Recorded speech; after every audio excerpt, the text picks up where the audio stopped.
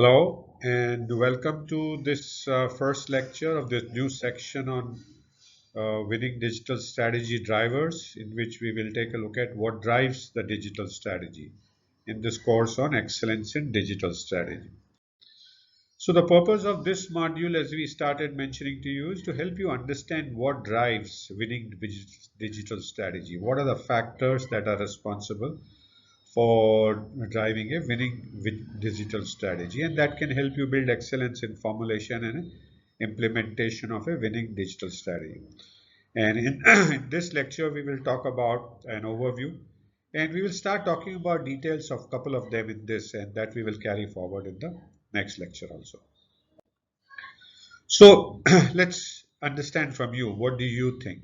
What drives winning digital strategy? Any thoughts on this? Anything that you know can shape a winning digital strategy, help you formulate one winning digital strategy? The winning digital strategy, as we saw in this nice figure from Michael Porter's wonderful book called The Competitive Strategy on Business Strategy. The same four factors, by and large, drive the winning digital strategy. Starts with factors internal to company, company's strengths and weaknesses. What do you have? And we'll talk about what are those. Then personal values of the key implementer, and opportunities and threats, generally environment, not limited specifically to industry, and the broader societal expectations. So these are the four factors in general that drive the winning digital strategy. So let's take a look at each of these closely, right? Are we ready for that? Great. So what are companies' strengths and weaknesses? How would you define, how would you figure out, first let's say, how do you define strengths and weaknesses? And then we will talk about in the same section somewhere, how do you figure these out? How do you find these out, strengths and weaknesses? So any thoughts on what are companies' strengths and weaknesses?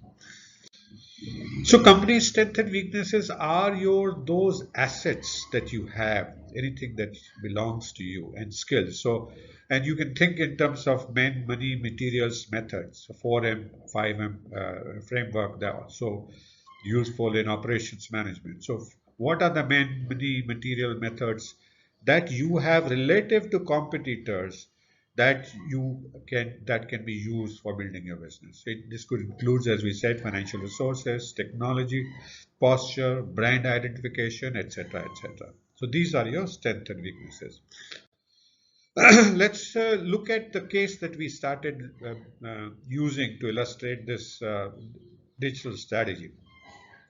So can you identify in this case what are the potential strengths and weaknesses? Take a look at the sheet and see, can you find some things here that you can say are possibly the strengths and weaknesses? Right. So if you look at the strengths and weaknesses are in the second and third paragraph. If you read through, it says our client is one of the largest banks in United. So isn't that a strength, being one of the largest bank in UK? So that becomes one of the strengths. Key businesses retails are retail and commercial banking, insurance, pension and investment services. So can we say presence in retail and commercial banking, insurance, pension and investment services being the second strength? Multiple products and platform. So isn't that another strength that they have? Customer base with over 20M across multiple specialist brands. So two things that you see in this loaded statement. One is customer base in excess of 20M and multiple specialist brands. So don't we find five strengths in the first one? Then let's look at the weaknesses. Can we find weakness? Like other bank, they also have multitude of legacy platforms that they wish to transform. So they have legacy transform, which they want to change. They don't want to keep living, obviously, because that is not adding value to the business. So multitude of legacy platforms is one of the weaknesses. Able to compete with neobanks and challenger banks. So that like this, you can, even in this case, one can find some strengths and weaknesses. The whole idea is to illustrate what are strengths and weaknesses. What are personal values? Let's look at that of key implementers. Any thoughts on that? So personal values of an organization are the motivations and needs of the key executives and other personnel who will implement this chosen digital strategy. So So that's what this means. So it's the values, what they need, what will motivate them of these key executives who will implement this digital strategy.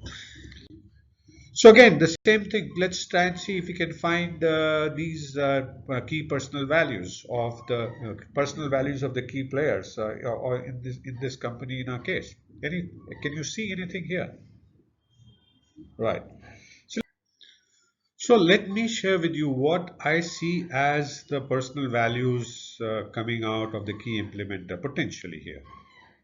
These are what is all encircled here. These could be things like simple and innovative, consistent multi-channel services, advanced insight, knowing things in advance and in depth, better service, lower risk, and more efficient. So, having looked at what our company's strengths and weaknesses and personal values of key implementer, what do we do next? We look at other two factors, set of factors that can contribute to formulating a winning digital strategy. And these are opportunities and threats and broader societal expectations. So thank you so much for watching this first lecture of Winning Digital Strategy. I hope you continue to learn something new, continuing to enjoy, and I do look forward to see you again in the next lecture.